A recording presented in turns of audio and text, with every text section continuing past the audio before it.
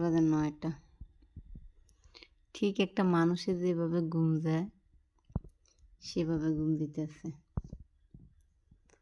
মানে না আছে কোনো টেনশন, না আছে কোনো চিন্তা মিন্নির। প্রতিদিন রাত্রে হইলে এভাবে ঘুম থেকে মানে আজ তাই হেবেত গেছি মাগো বাড়িত, মাগো ভাত তরকারি ফাঁকাইছি, মা বাড়িতে ছিল না। মিন্নি আজকে সারা দোপহার মতন আমার খুঁজতে খুঁজতে হে বাড়িতে চলে গেছে।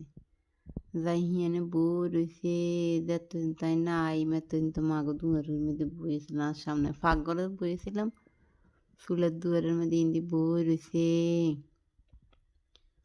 একমাত্র আর ফাঁক শেষ হয়েছে, আমি কইছি বাইর যাই আড়ো, তখন আইছি।